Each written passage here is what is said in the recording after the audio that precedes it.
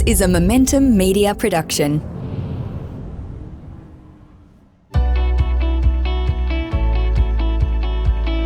Welcome to Property Showcase, the podcast that brings you closer to the service providers that can inform your decisions about how you buy, manage and research top investment opportunities. Be informed and become a better investor with Property Showcase. Hello everyone and welcome back to a brand new episode of Property Showcase. I'm Grace Ormsby and it is an absolute pleasure to be back in the studio with Lorna Wang, a buyer's agent with InvestorKit.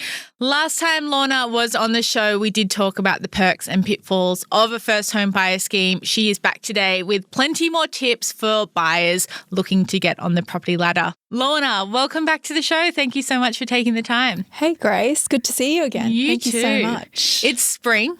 There's a lot of buyers that are out there that are probably looking to take the plunge at the moment. There's other people that have probably been waiting for a while. We've obviously seen a bit of a flatter market, less supply out there, thinking that now might be the time for them to get their foot out there, get in the doors of all the listings that are starting to come out. But I'm curious, you do this day in, day out. I'm sure you see every type of buyer that's out there.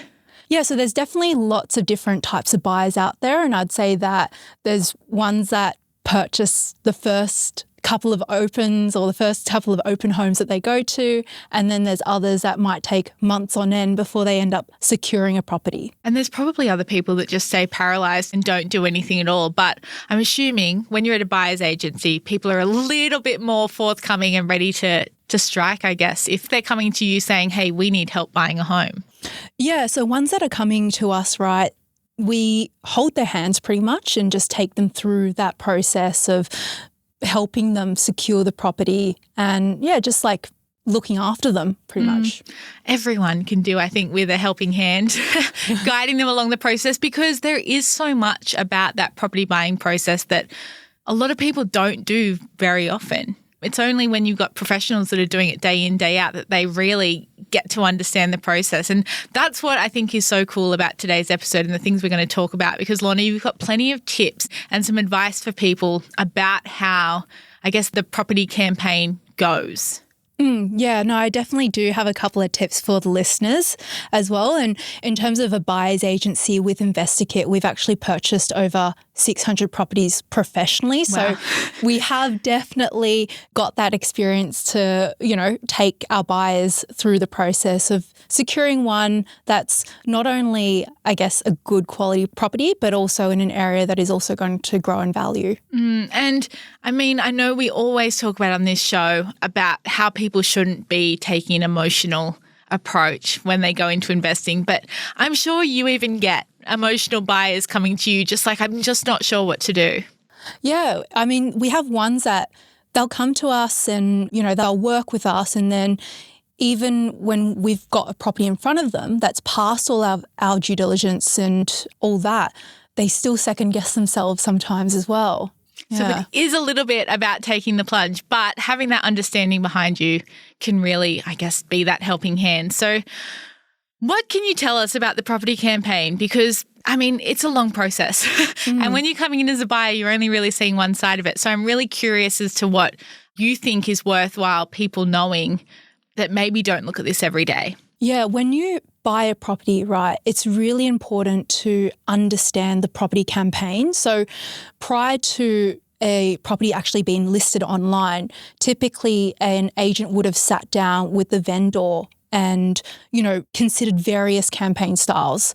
So they would have taken into consideration things like the property itself or the current market conditions and also the vendor situation. And, when a property is listed, then you will generally find that there are 3 types of campaign sales. Let's run through them all then. What's the first one?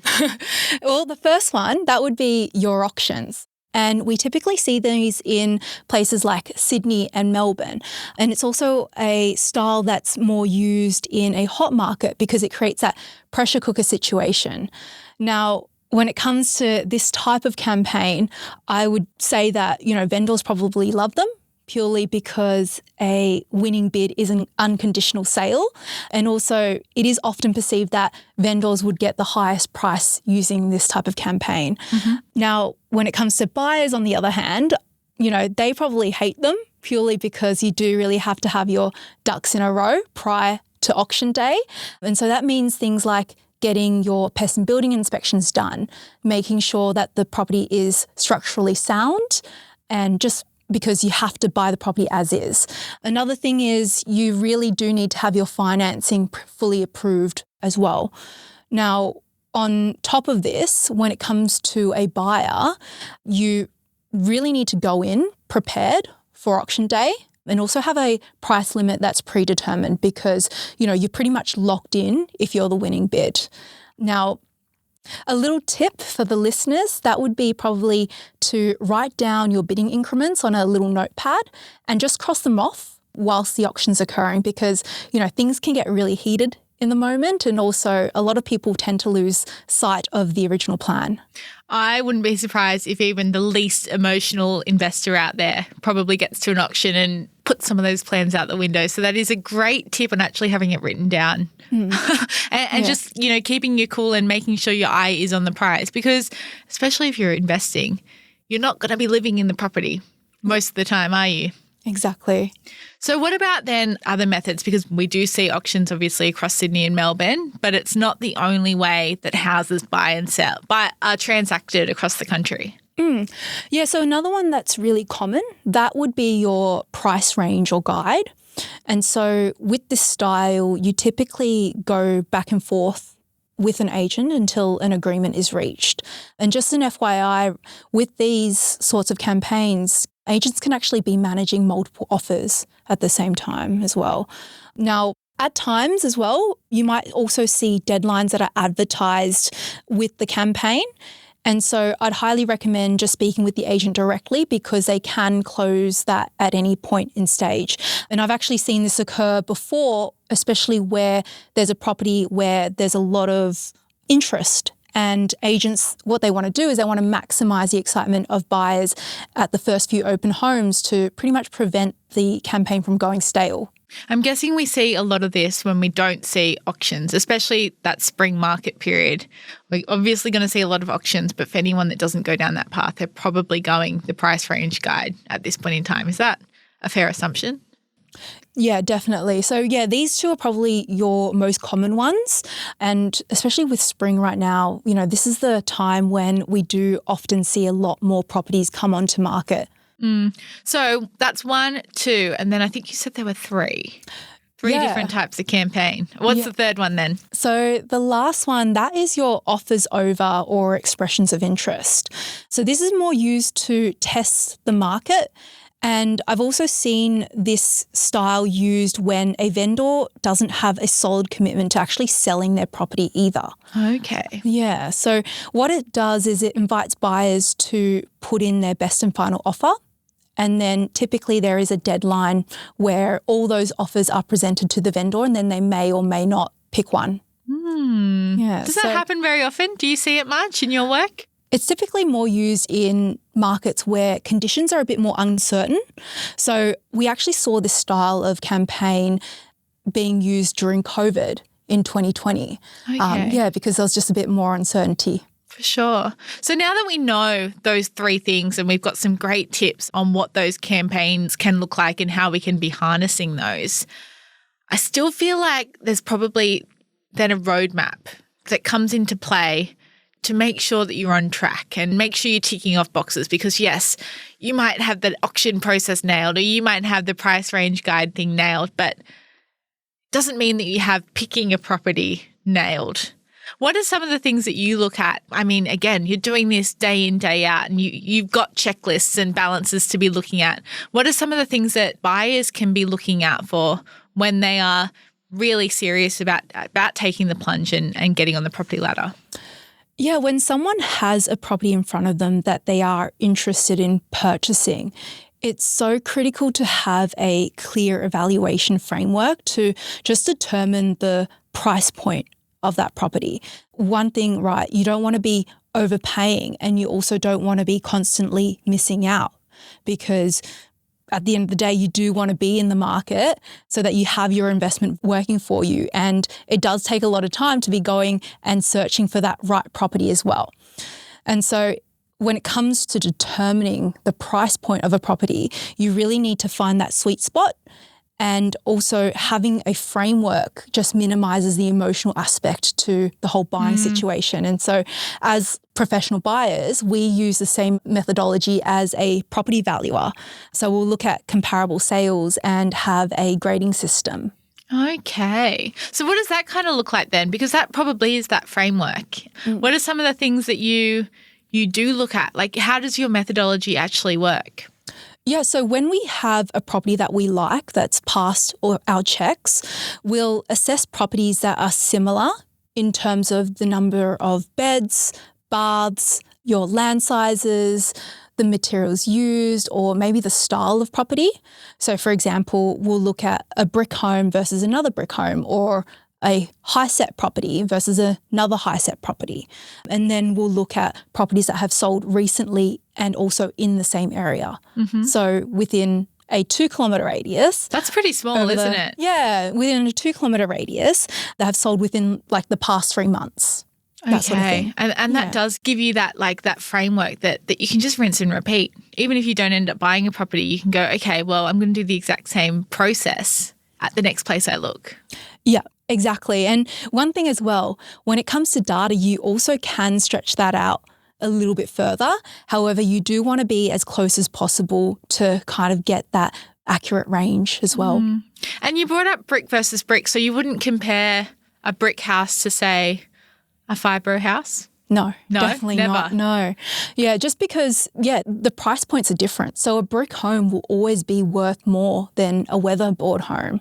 And then, when it comes to diving deeper into like properties, right, you then need to look at the internal features of those. So for example, your kitchens and your bathrooms, and then looking at the quality of those finishes as well. Yeah, so that's another one. And other features that we might look at include like your ducted aircon. So for example, that would be considered superior compared to a split system aircon, or a like shower and bathtub combo would be considered inferior to a separate shower and bathtub. So people are going to have, if they're following this process, they're going to end up with a lot of things on their spreadsheet to be looking at for, aren't they? Yeah. Yeah, you really need to like look deeper into the property to make sure that you're not paying more for a property that is worse than another one. Than a comparable in the neighbourhood. And I can't believe actually how close 2 kilometres, it's tiny, isn't it? Yeah.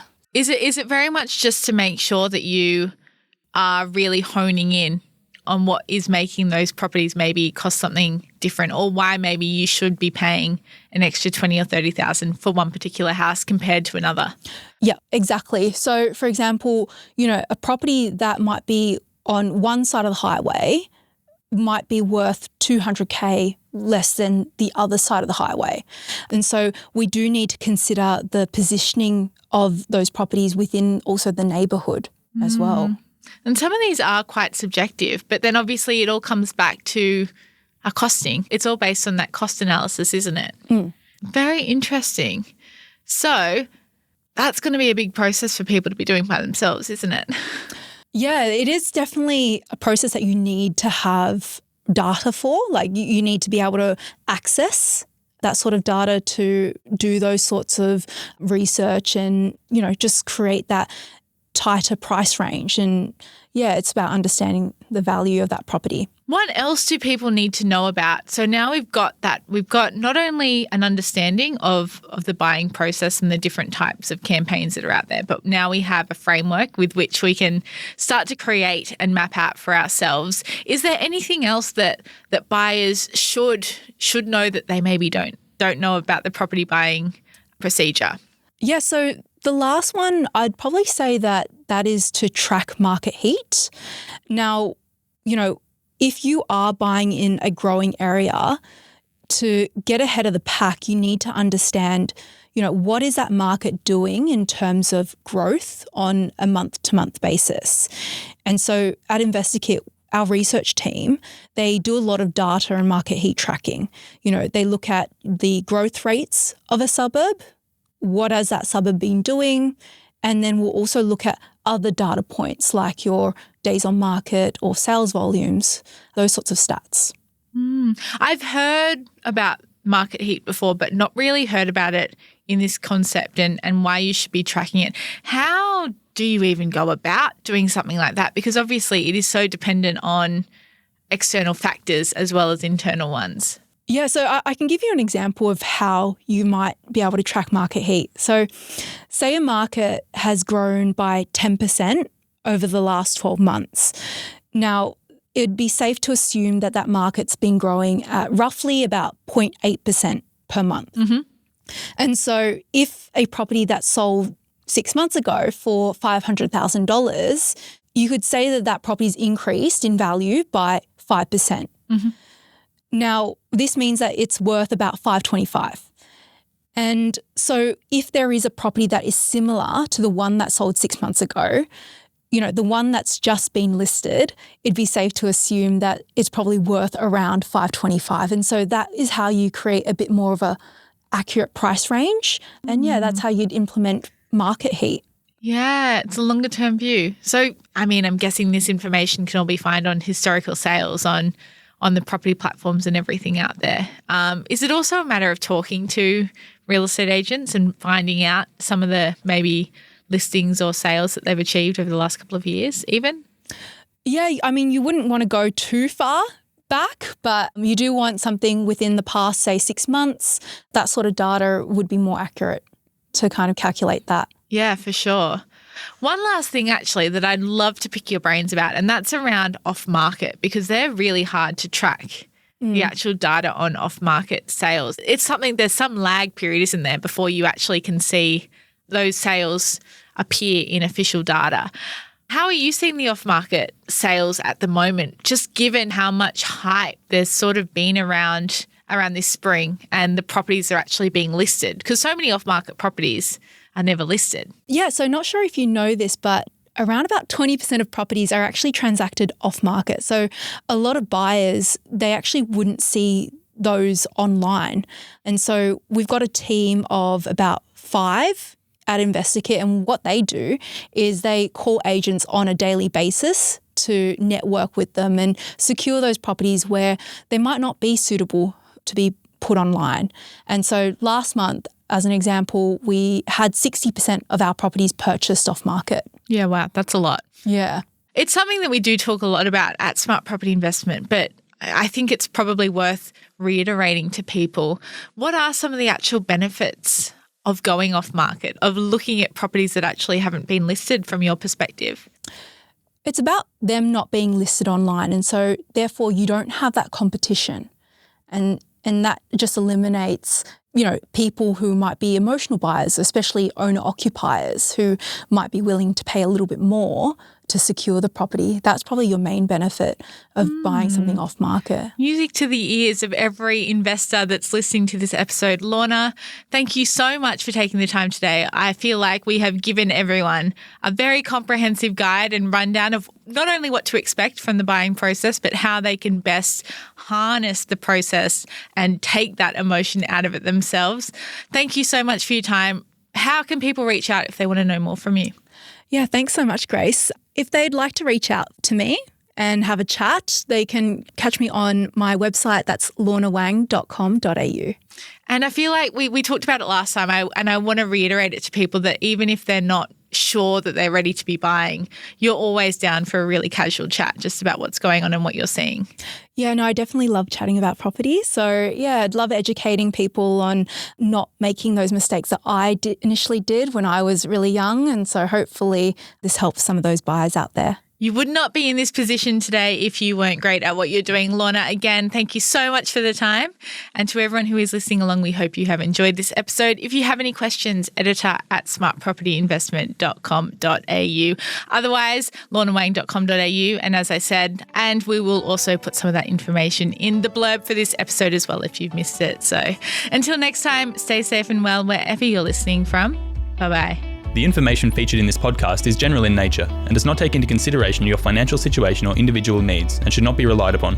Before making any investment, insurance, tax, property or financial planning decision, you should consult a licensed professional who can advise whether your decision is appropriate for you. Guests appearing on this podcast may have a commercial relationship with the companies mentioned.